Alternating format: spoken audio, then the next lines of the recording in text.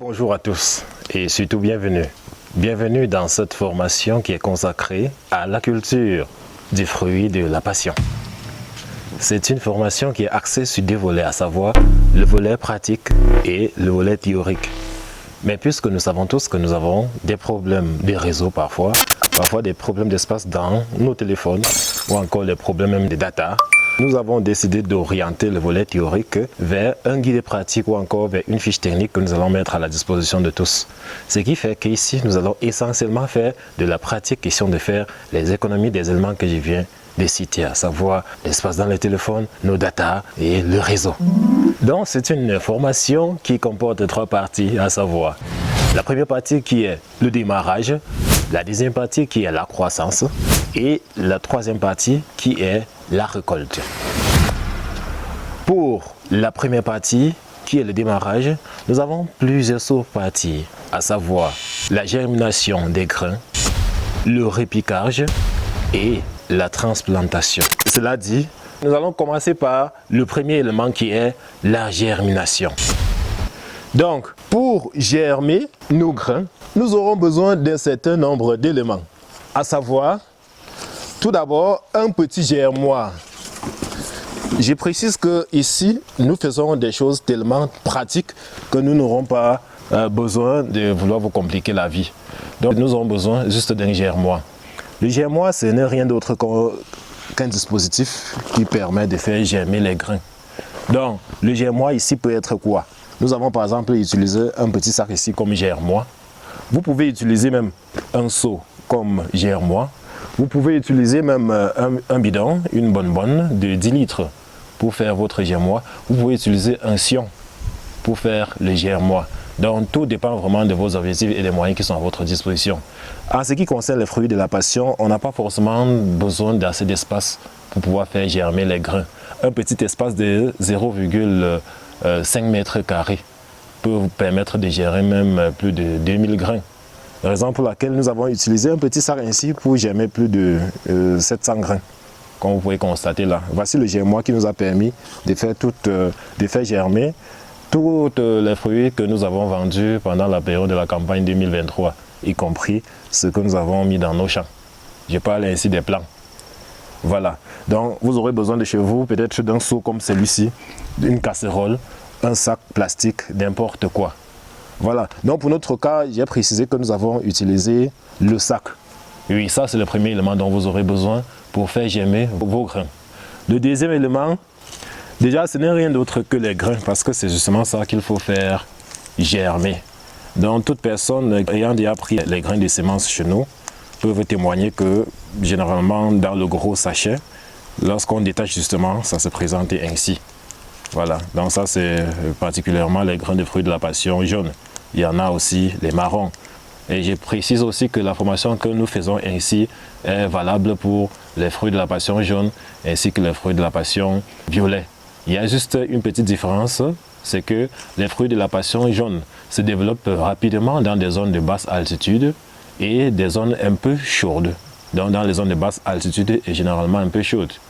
Les fruits de la passion violet se développent presque dans toutes les circonstances, dans toutes les circonstances agroécologiques, sauf que lorsqu'ils rencontrent les zones un peu chaudes et de basse altitude, ils se développent un peu avec des retards, avec des difficultés, mais ils finissent quand même par se conformer. Donc les fruits de la passion jaune s'adaptent beaucoup plus dans des zones de basse altitude avec des climats un peu chauds. Tandis que les fruits de la passion violet s'adaptent beaucoup plus dans des conditions climatiques froides avec des altitudes hautes. Mais à préciser que vous soyez dans le centre du Cameroun, parce que je prends le cas du Cameroun parce que nous y sommes, que vous soyez au centre ou bien au littoral, ce sont des zones dans lesquelles il fait chaud, vous allez produire les fruits de la passion violet sans aucun souci. Ça va prendre juste un peu plus de temps, peut-être 10 mois au lieu de 7, parfois 8, comme c'est le cas ici chez nous à l'ouest du Cameroun, mais ça va finir par s'adapter. Et vice versa pour ceux qui sont dans les zones chaudes de basse altitude et qui veulent produire les fruits de la passion jaune. Voilà, donc ceci était une parenthèse. Voilà, donc je donnais un ensemble d'éléments pour pouvoir germer nos fruits. Je vous ai précisé qu'on a besoin d'un germoir, on a besoin justement des grains de fruits. On aura aussi besoin de la bonne terre, la terre meuble. Ça peut être légèrement sableux il n'y a pas de souci. Ça peut être aussi argileux, il n'y a pas de souci. Vous aurez aussi quand même besoin d'un peu de fiente. Voilà. Donc à côté de ça, il faut l'arrosoir et une petite quantité d'eau. Voilà. Donc voilà en quelque sorte les éléments qu'il faut réunir pour pouvoir initier justement la première étape qui est la germination. Donc on se prend pour la prochaine étape qui est justement l'itinéraire de germination. Donc maintenant, place à la pratique. Voici ce que tous ceux qui ont pris les semences chez nous devront faire à partir de maintenant, y compris ceux qui n'ont pas encore pris et qui vont désormais prendre. Donc voici comment vous allez vous comporter une fois que vous aurez vos sachets de semences avec vous. Voilà. Donc la première des choses sera de fabriquer votre germoir. C'est très simple et pratique. Donc nous avons voulu prendre les choses tellement simples pour ne pas vous amener à aller acheter, d'aller dépenser pour acheter des trucs qui ne vont vous servir à rien. Donc voici notre germoir que nous allons utiliser pour germer plus de 500 grains. Voici 500 grains, le sachet de 500 grains ici. Je vous ai dit, ceci a été utilisé pour germer 700. C'est juste un petit sac. Ça n'atteint même pas le sac de riz. Voilà. Donc nous allons utiliser ce petit sac pour germer 500 grains. Donc ceux qui disent que non, on n'a pas d'espace pour germer, il faut d'abord qu'on se rende en forêt pour germer. Non, vous pouvez germer ça chez vous avant de transporter même ça en forêt. Allez même en forêt faire la transplantation. Il n'y a pas de souci. Donc vous germez, vous portez ainsi pour aller en forêt transplanter dans les pots. Nous allons voir la transplantation tout à l'heure. Donc voici comment vous allez vous comporter lorsque vous aurez vos fruits avec vous. Vous allez chercher votre germoir. Vous allez prendre la bonne terre, comme je vous ai expliqué dans la vidéo précédente. Voilà. Chargez juste la terre dans votre germoir. Donc, généralement, je mets la moitié. Bon, ça dépend. Hein. Ici, par exemple, je n'ai même pas mis le quart du sac. Donc, on met juste la quantité qui peut retenir les racines, n'est-ce pas, des plants à germination. Voilà. Donc ici quand même on peut mettre la moitié du sac parce que on peut décider de germer et après on transporte pour aller en forêt. Il faut quand même mettre quelque chose qui pourra se compacter et tenir.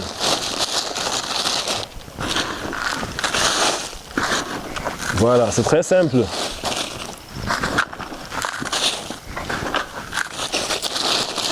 Ok, donc voilà, ça c'est même trop, mais il n'y a aucun souci. Ceci c'est les fientes de poules de pondeuse bien sûr. Voilà, donc une fois que vous avez, attention, chargez la terre dans votre germoir. Ainsi, la prochaine étape sera juste d'y mettre un peu de fiente là. Utilisez votre bon sens tout simplement hein, pour y mettre. Vous ne devez pas mettre assez, vous ne devez pas mettre trop. Voilà, donc une fois qu'on a ainsi mis les fientes, ce qu'on doit faire, on va juste arroser. Voilà, on va arroser copieusement et correctement. Et on va partir, revenir dans 2 ou 3 jours pour arroser encore. Donc on arrose copieusement. Je précise qu'avant de le faire, on doit se rassurer que y a les trous d'aération sur notre pot. Donc on a mis les trous d'aération là, on met les trous. Sur le pot aussi, c'est la bouteille, vous devez mettre les petits trous. Si c'est le seau, vous devez mettre les petits trous. Voilà. Donc, même sur les pots de pépinière, là, vous allez toujours voir ces trous-là. Voilà, ce sont les trous d'aération et d'évacuation. Voilà, donc ça permet d'oxygéner notre milieu et ça permet aussi d'évacuer les excédents d'eau. Voilà. Donc, on arrose copieusement là. Et on laisse. Le but d'arroser copieusement, c'est justement de permettre aux fientes de dégager leur chaleur avant l'arrivée de nos grains. Sinon, on peut arroser là, on met directement les grains et la chaleur détruit justement nos grains. Donc nous sommes obligés d'arroser là et attendre 2 ou 3 jours. Voilà. Donc, comme c'est une démonstration, nous sommes obligés de faire directement. 2 ou 3 jours après, on vient encore arroser. Et on laisse. Le lendemain, on revient. Lorsqu'on revient le lendemain, l'opération est simple. On prend juste notre sémence là, 500 grains, qu'on déchire. L'opération est très simple. Donc on a le choix d'arroser avant ou bien après. Donc on prend nos 500 grains là et on va se verser dessus. Voilà. On va se prendre les 500 grains là et verser dessus. Faire une répartition équitable afin que les graines ne soient pas superposées les unes sur les autres. Voilà. Donc on verse là. Donc une fois que cela a été fait, on va juste essayer de couvrir avec une couche de terre, au trop 1 cm. Voilà. Donc vous couvrez avec une fine couche de terre. Donc le plus important ici, c'est juste de couvrir les grains. On n'est pas obligé de trop saturer le germois avec la terre. On couvre juste. Voilà. Donc, je vous ai dit, le maximum, c'est 1 cm d'épaisseur. Ça, c'est le maximum. Et une fois que cette opération est faite, c'est très simple. Vous allez juste passer de l'eau. Donc là, vous faites l'effort de ne pas passer l'eau avec pression, quoi. Voilà, donc l'eau doit se tomber dessus. Parce que si la pression de l'eau frappe, ça va mettre en une nos grains. D'accord? On fait l'effort juste d'asperger l'eau. Généralement, à cette phase-là, je recommande à certains qui ne peuvent pas faire précaution d'utiliser un pulvérisateur ou bien un spray, s'ils en ont, pour pouvoir pulvériser l'eau dessus. Parce que ce n'est quand même pas grand. En utilisant peut-être un petit spray là, on appuie juste là et on mouille la terre. Voilà, quand c'est encore faible ainsi. Donc une fois que vous avez arrosé, c'est très simple, vous avez le choix. Si vous êtes dans une zone où il y a les animaux domestiques comme les poules du village là, qui vont souvent marcher et voir des choses qui sont humides ainsi et venir creuser, vous pouvez couper la paille là. Bon, là, je coupe les feuilles de titonia, ça ne dérange pas. C'est d'ailleurs même un insecticide. Donc vous pouvez couper là pour essayer juste de couvrir. Oui, ça ne dérange pas. Vous coupez là pour essayer de couvrir. Voilà. Et je précise que cette opération n'est pas obligatoire. À partir du moment où vous avez déjà couvert vos grains avec de la terre, vous pouvez laisser exposer ainsi. S'il n'y a pas le sol, s'il n'y a pas, je vais dire quoi, s'il n'y a pas de poules, voilà, s'il n'y a pas les animaux domestiques pouvant détruire, vous pouvez laisser ça ainsi. Voilà. Maintenant, à ce niveau, il y a quelque chose qu'il faut contrôler. Il faut contrôler la quantité d'eau qui entre. Il ne doit pas avoir l'excès d'eau. Généralement, je demande que à ce niveau-là, on met ça hors de la pluie. Si d'habitude il pleut, qu'on mette ça hors de la pluie. Là, la quantité d'eau qui entre est contrôlée. On fait l'arrosage une fois tous les 3 jours. Voilà, on fait l'arrosage une fois tous les 3 jours. Si c'est exposé au soleil, on fait l'arrosage une fois tous les 2 jours. Voilà. Donc, lorsque vous faites ainsi, vous pouvez arroser tous les 3 jours ou bien tous les 2 jours, mais en fonction de là où votre germois est exposé. Et ceci, 3 semaines après, vous allez voir l'apparition justement de vos petits plants. Vous allez voir justement vos plants qui sont en train de germer. Voilà. Donc, lorsque vous atteignez les 3 semaines, si vous aviez couvert avec de la paille, il faudra déjà venir retirer. Voilà. Donc, vous venez retirer la paille là, afin de permettre à vos petits plants, à vos jeunes plants, de pouvoir se mouvoir librement. Voilà. Donc, une fois que vous allez constater justement l'apparition de la germination, vous allez enlever la paille et vous allez continuer quand même l'arrosage. Oui, l'arrosage contrôlé bien sûr. Donc votre germois doit rester mouillé ou bien humide, mais pas trop. Ça ne doit pas être inondé. C'est pourquoi on met les trous. Pour ceux qui utilisent des germois en bidon ou bien en seau ou bien en je ne sais quoi, vous devez mettre des petits trous d'évacuation des excédents d'eau. Voilà, donc si c'est ce que vous utilisez, ou bien c'est une grande casserole que vous utilisez, vous devez mettre les petits trous là, les trous d'évacuation des excédents d'eau. Voilà, c'est très important. Certains vont faire ça sur les sions, mais je précise quand même que pour faire sur les sions, il faut avoir tellement une grande partie. Parce que même 5000 grains, pour pouvoir faire germer 5000 grains, vous avez besoin de trop 1 mètre carré. Oui, autre 1 mètre carré pour faire germer les 5000 grains. Pour cela, c'est très simple. Vous venez là, vous formez juste un petit sion. Vous faites la même opération. Une fois que vous avez le sion, vous n'êtes plus obligé d'avoir la casserole ou bien n'importe quoi. Quand votre sion est là avec une bonne terre, vous allez juste venir là, verser les fientes dessus. Essayez de remuer et puis verser vos grains comme nous venons de verser là. Voilà. Et puis couvrez aussi avec de la terre et mettre la paille toujours sur le sion là si vous voulez. Et s'il y a les animaux aussi dans votre zone, vous mettez donc de la paille pour couvrir et vous venez aussi arroser. Et ça sera le même processus. 3 semaines après, vous venez à enlever la paille. Vous allez voir l'apparition justement de vos plants en germination. Voilà.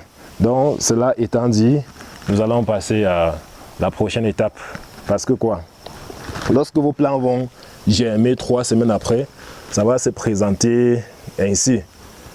Et lorsque ça se présentera ainsi, vous allez continuer l'arrosage si ce n'est pas exposé à la pluie. Vous allez continuer l'arrosage jusqu'à presque 1 mois. Donc lorsque vos plants atteindront 1 mois, ils vont maintenant se présenter sous cette forme. Donc, lorsque vos plants auront 1 mois, ils vont se présenter sous cette forme. Là. Voilà. Donc ils auront donc cette taille. C'est donc à partir de cet instant que nous allons passer à une autre étape qui est le repiquage. Donc le repiquage consistera tout simplement à enlever ces jeunes plants pour mettre dans des pots, n'est-ce pas? Et ce sont ces pots là qu'on va acheminer dans nos plantations aussi 1 mois à 1 mois et demi après. Donc place au repiquage. Donc place au repiquage maintenant. Donc je précise que nous avons, on a fait germer ces plants, les plants dans ce germoir depuis. Oui, donc ceux-ci ont juste été un peu, c'était les nains de notre bac. C'est pourquoi on a acheminé les autres dans les champs et on les a laissés là. Bon, ils nous servent donc d'exemple. Sinon, ce bac ou bien ce sac était plein de plants. Voilà. Donc on dit que quand ça atteint cette taille-là, on passe donc au repiquage. Voilà. Donc pour le repiquage, on aura besoin d'un certain nombre d'éléments, à savoir d'abord les pots de pépinière. Ainsi, ça c'est les 10 par 15. Donc vous pouvez utiliser ce qui est plus que ça ou bien ce qui est moins que ça. Ça dépend de vos moyens et de vos objectifs. Nous avons choisi les 10 par 15. Je précise aussi que vous pouvez ne pas utiliser, si vous n'avez pas l'accès à ces papiers, vous pouvez même aller dans les boutiques. Vous achetez les pots d'emploi jeté, les petits verres là d'emploi jeté. On boit souvent généralement dans les manifestations avec. Donc les pots en plastique là, les boîtes, oui, en plastique d'emploi jeté, vous pouvez aussi utiliser ça pour faire votre repiquage, ça ne dérange pas. Voilà. Donc ces boîtes d'emploi jeté généralement sont de couleur blanche là. Et on vend aussi ça, on vend aussi de la glace avec. Ouais. Donc je crois que ça peut aussi vous servir de pot pour le repiquage. Donc pour le repiquage, vous avez juste besoin de ces papiers là. Vous avez besoin de la bonne terre comme d'habitude et des fientes. Et le processus est simple. Pour donc le faire, vous allez juste mélanger les fientes avec votre terre là. Vous pouvez utiliser une surface propre ou bien une bâche. Vous faites le mélange dessus si vous avez une grande quantité de terre à mélanger. Mais si vous avez juste une petite quantité comme nous là, vous pouvez tourner dans votre seau comme nous sommes en train de le faire. Bon, je précise, c'est votre bon sens qui met les fientes. Bon, généralement, nous parlons de 10%. Voilà, de la quantité de la terre que vous utilisez. Voilà. Donc, une fois que vous avez homogénéisé votre terre, vous remplissez justement vos pots. C'est très simple. Vous remplissez. Ceux qui font déjà la pépinière vont maîtriser beaucoup plus cette étape parce que c'est une étape générique ou bien classique, n'est-ce pas, de la pépinière. Vous chargez là, on met, voilà, vous chargez votre terre là.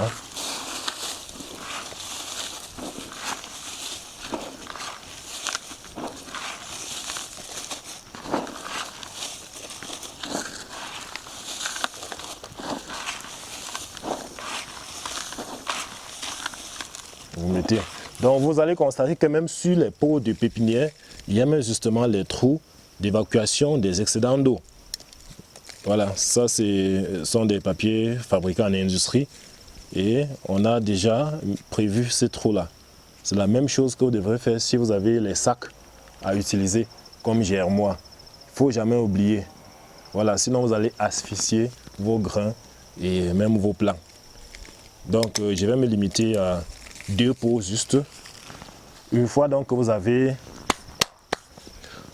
chargé la terre dans vos différents pots ainsi, c'est très simple. Hein?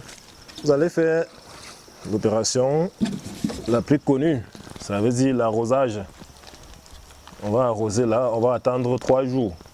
Nous on arrose copieusement et on attend 3 jours. On vient encore arroser. Voilà. On attend 2 ou 3 jours. Vous pouvez venir après 2 jours. Ou bien vous pouvez venir après 3 jours. Donc quand on arrose, on laisse là. C'est le temps juste de permettre à notre fiente de dégager de la chaleur. Comme je vous ai dit que lorsque ça entre en contact avec de l'eau, ça dégage énormément de chaleur. Et si à ce niveau, cette chaleur se dégage avec vos jeunes plants déjà à l'intérieur, vous convenez avec moi que vos racines, les racines de vos plants vont subir et par conséquent, vos plants vont mourir. Voilà. Donc, vous allez arroser ainsi et revenir 2 ou 3 jours après et arroser encore. Et le 4e jour, ça sera simple. Vous allez venir arroser encore normalement. Arroser le plant, n'est-ce pas? Question de rendre la terre légèrement molle. Parce que quand déjà vous faites votre pépinière, à un certain moment, la terre devient un peu compacte et dure. Et à ce moment, si vous venez juste retirer là, comme le plant est encore jeune et fragile, la terre est dure, vous pouvez en tirant là, n'est-ce pas, vous couper les racines. Ou bien vous coupez même la tige de votre plant. Raison pour laquelle il faut au préalable arroser. Question de ramollir un peu la terre avant de retirer le plant pour la transplantation. Pour le repiquage, je veux dire. Voilà. Donc, une fois que vous avez arrosé le plant, vous allez donc prendre le plant ainsi avec votre doigt. Donc, on n'attrape pas le plant sur la tige. On envoie le doigt au sol là, au niveau de la racine. Et on prend le plant avec la racine. N'est-ce pas? Et avec un peu de terre. Ceci dans le but de limiter au maximum la destruction des racines. Parce que si les racines sont détruites à un certain niveau, vous allez perdre votre plant. Donc on ne vient pas attraper la tige ainsi pour tirer. Vous allez soit couper la tige en question, soit toutes les racines vont se détruire. Et lorsque vous allez faire votre repiquage, ça sera à peine perdu. C'est donc ainsi qu'on retire notre plant pour le repiquage. Donc une fois que vous avez retiré, l'opération est simple. Donc, vous allez juste envoyer votre doigt là, question de mettre un trou. Donc ceci c'est le 4e jour de l'arrosage, bien sûr, c'est le 4e jour. Vous mettez juste votre doigt là, question de créer un petit trou. Et vous envoyez à l'intérieur. Et c'est bon. Voilà. Donc vous continuez l'opération. Donc je précise que les plants que nous avons ici sont légèrement un peu plus vieux. N'est-ce pas? Par rapport aux plants que vous aurez après 1 mois. Donc les plants que vous aurez après 1 mois auront en quelque sorte cette taille. Voilà. Les plants que vous aurez 1 mois après la germination auront en quelque sorte cette taille. Ils n'auront pas cette taille ici. Je vous ai dit que ce sont les rescapés de notre germois ici. Donc ces plants-là auront cette taille. C'est donc ainsi que vous allez repiquer. Donc l'opération est simple. Si vous trouvez qu'un plant est trop mince, et que vous ne lui faites pas confiance, vous pouvez doubler. On ne perd rien. C'est pourquoi il faut toujours acheter les semences avec bonus. Voilà, vous pouvez doubler. Là, au moment de faire la transplantation, si vous jugez que les deux ont réussi, vous pourrez donc les diviser. Voilà.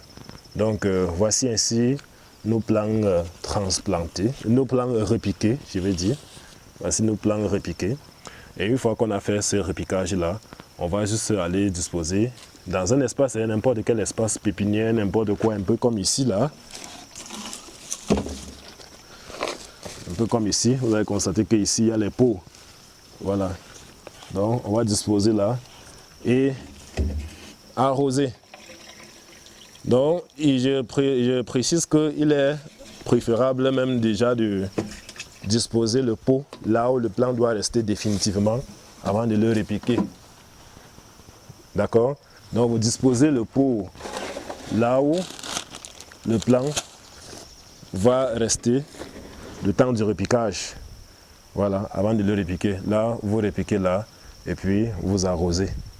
Et une fois que cela a été fait, vous pourrez arroser tous les jours, une fois par jour, si vous êtes en saison sèche. Parce que c'est la période même pendant laquelle on fait les plans pour la rentrée agricole. C'est généralement la période de janvier et février. Donc voici le moment idéal pour faire germer vos plants afin de transplanter, afin de repiquer en février. Voilà, pour faire la transplantation à partir de fin mars, début avril. Voilà. Une fois que vous avez fait le repiquage là, vous allez arroser tous les jours, une fois par jour bien sûr.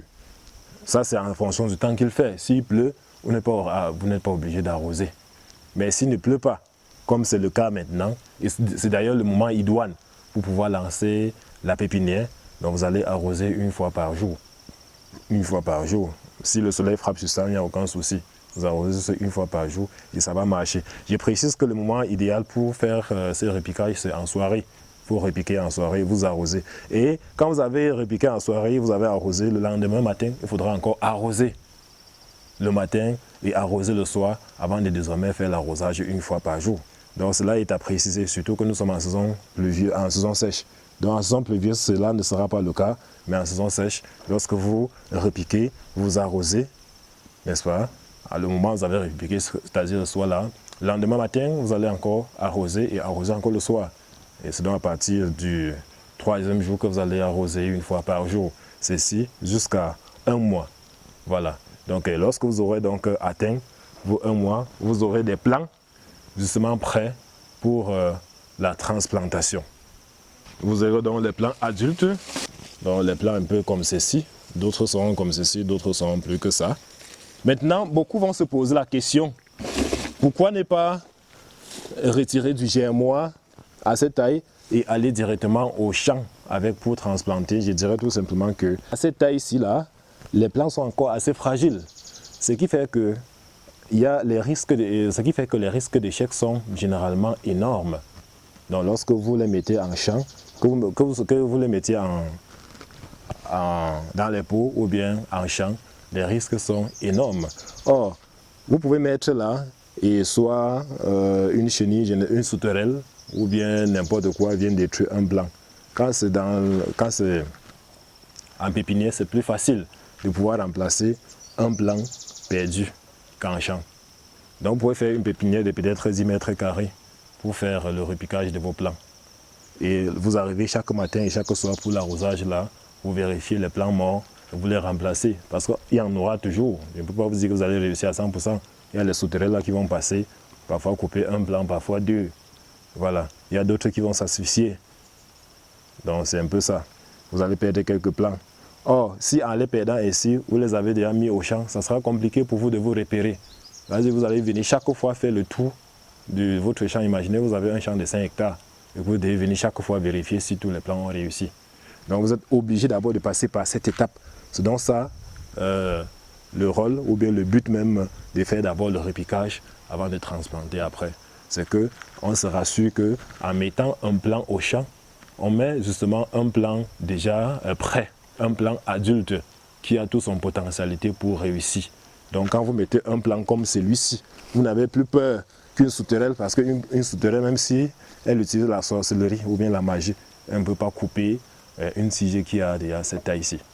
C'est ça le rôle de ce repiquage-là avant transplantation en champ. Voilà. Sinon, c'était toujours possible de retirer, de quitter du germois directement ici pour les champs. Mais ça augmente vraiment le travail et ça augmente les risques. Oui. Donc quand les pots sont là, vous pouvez venir là, en un coup d'œil là, vous voyez ce qu'il faut remplacer et vous remplacez une fois et vous quittez.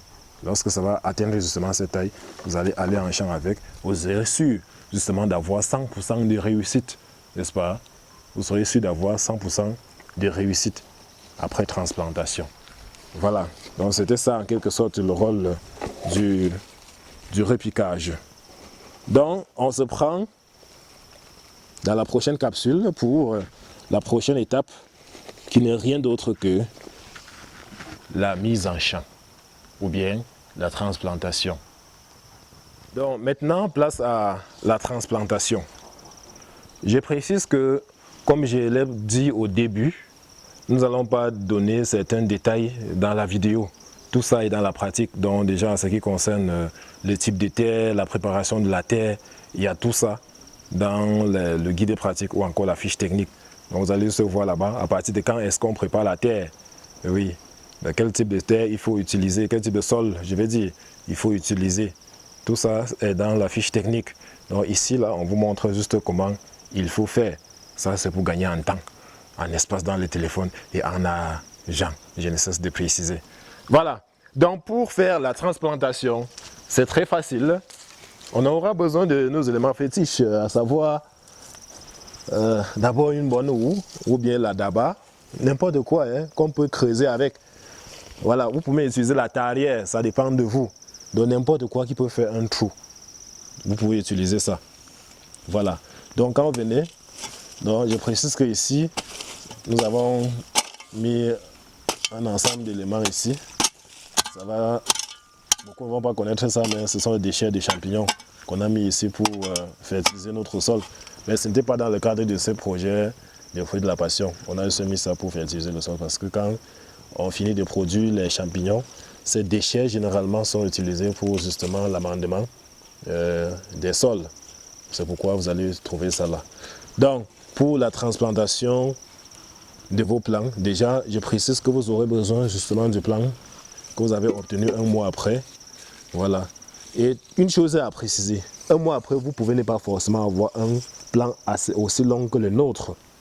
Oui, aussi long que le nôtre, parce que ceci n'a pas seulement fait un mois. Ça a quand même fait un peu plus.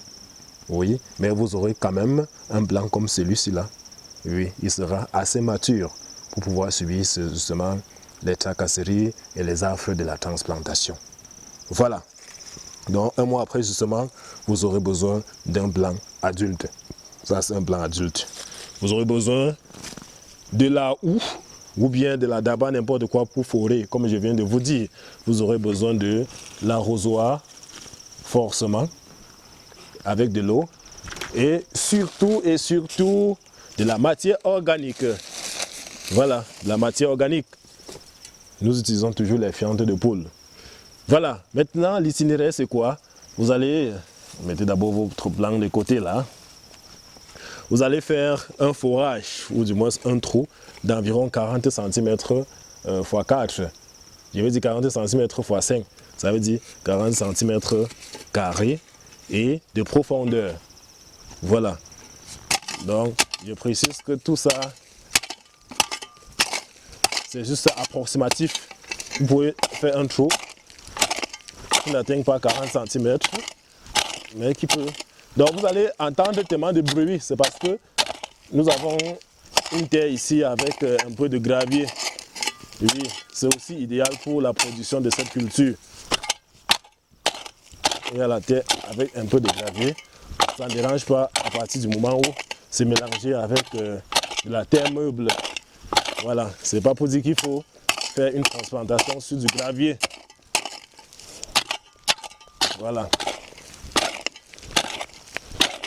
Donc, vous allez constater là qu'il y a même du sable. Voilà, c'est justement pourquoi nous avons tenu à amender ce sol-là avec les déchets de rafles de maïs, comme vous avez vu là. Parce que c'était tellement pauvre, constitué essentiellement du gravier et du sable. Et il y a même aussi un peu d'argile. Donc la terre était tellement pauvre ici là. Et si vous constatez, si vous constatez, on a amendé comme vous voyez là, mais on a quand même mis les fruits et ça marche très bien. Donc c'est pourquoi on a même précisé que le fruit de la passion pouvait réussir aussi sur des terres sableuses avec du gravier, de l'argile et consorts. Mais des sols bien drainés bien sûr, parce que les sols qui retiennent beaucoup d'eau là, parfois c'est pas conseillé. Voilà, donc vous pouvez constater là, ça marche très bien. Voilà, donc notre processus marche. Donc une fois que vous avez fait un trou, ça peut être rond, hein. Donc lorsqu'on dit que 40 cm, c'est pour ceux qui vont vraiment utiliser le matériel adéquat.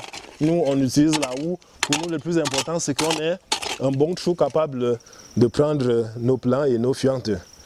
Voilà. Donc, une fois que nous avons fait le forage, là ou bien notre trou, on verse les fientes à l'intérieur. Voilà. Donc, on verse les fientes à l'intérieur. Généralement, on met demi-kilogramme. Voilà, dans un départ, on met demi-kilogramme. C'est recommandé 1 kg, mais lorsque vous mettez 1 kg, ça peut augmenter la température et détruire aussi vos racines. Parce qu'à ce niveau, nous ne sommes plus obligés d'arroser et de partir. À ce niveau, nous allons arroser directement et nous allons transplanter. Voilà. Donc, on met d'abord demi-kilo dans un premier temps. Et la terre que nous venons de retirer là, c'est-à-dire riche en humus, on pousse légèrement cette terre là, on met là, on pousse légèrement cette terre riche en humus, tout en retirant le gravier bien sûr. On met là, on mélange, n'est-ce pas? Excusez, notre terre ici est tellement pleine de gravier. Voilà. Donc on mélange avec nos fientes. On mélange avec nos fientes. Et on peut arroser. Voilà. On peut arroser. Donc il y a certains qui vont d'abord arroser avant de mélanger. N'est-ce pas? D'autres vont mélanger avant d'arroser. Cela ne dérange pas. Le plus important, c'est que la terre soit mélangée et arrosée. Voilà. Donc, une fois que vous avez arrosé et mélangé, tenez à ce que votre plant aussi soit bien arrosé. Voilà. Tenez à ce que le plant soit aussi bien arrosé. Ceci parce que vous allez compacter ainsi pour transplanter.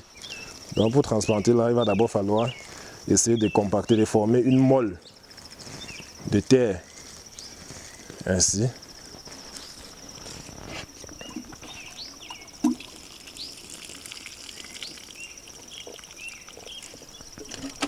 Vous allez former une molle.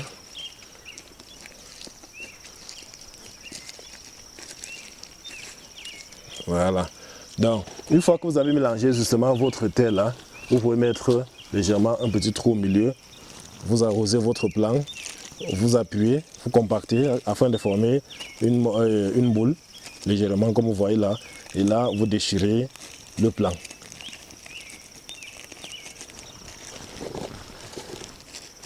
Bon, vous avez déchiré le plant là.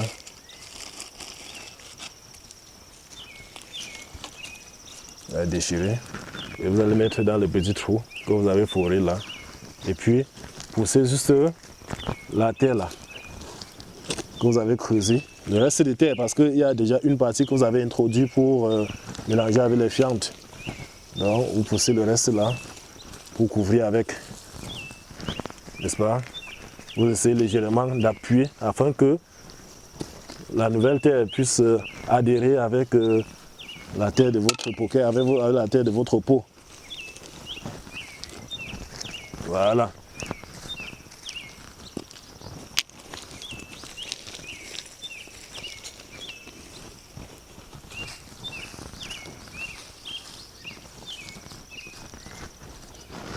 Donc, une fois que vous avez fait ça, vous allez arroser encore. Vous allez arroser votre plant. Voilà. Donc, voici ainsi notre plant qui a été transplanté. C'est vrai qu'il est déjà assez adulte, de telle sorte que, étant à cet âge-là, on devrait déjà tutorer. Mais ce n'est pas encore le cas. On va d'abord attendre que ça puisse adhérer. Si ça se couche dans un premier temps comme ça au sol, il n'y a pas de souci. Donc vous avez constaté qu'on a mis demi-kilo de fientes.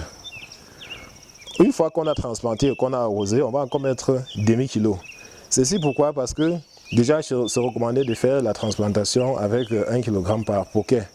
Mais si on introduit tous ces 1 kg à l'intérieur, vu que nous sommes en train de nous précipiter, on n'arrose pas et on donne le temps à la chaleur de se dégager, on risque de perdre notre plant. Donc puisque quand même les racines sont encore protégées de la terre, sont encore protégées par la terre, on peut mettre quand même demi-kilo dans le sol qu'on a fait là, on mélange et puis on arrose. Donc une fois qu'on a arrosé, on a transplanté là, on peut maintenant venir au-dessus là, verser l'autre demi-kilo. Donc ceci ne sera pas utilisé directement par notre plant. Donc on verse aussi l'autre demi-kilo là au-dessus. Ça ne sera pas directement utilisé. Ça va descendre progressivement. Voilà, progressivement ça descendra. De telle sorte que 1 semaine à 2 semaines après, nos racines, les racines de nos plants justement, vont commencer à se dégager. Donc ça va descendre progressivement et nos plants vont commencer à consommer ou bien à assimiler d'ici 1 à 2 mois après. Donc vous pouvez ne pas mettre directement, vous pouvez attendre 1 semaine ou bien 2 semaines avant de venir mettre. Mais puisqu'on est déjà au champ, une fois qu'on a transplanté, c'est mieux de mettre toute la quantité de fientes qu'il faut. Donc là, quand les premières racines vont se développer, ça va consommer d'abord ce qu'on a mis en sol là. Et donc au fur et à mesure, ce qu'on vient de mettre là va descendre et progressivement et rejoindre ces racines justement qui sont en train de se développer dans le sous-sol. Donc voici ainsi l'opération de transplantation effectuée. Donc une fois que vous avez fait ainsi, ça va dépendre maintenant du temps qu'il fait. Toujours faire sa transplantation quand il ne fait pas soleil. Voilà. Donc quand vous faites là, vous arrosez. Vous arrosez.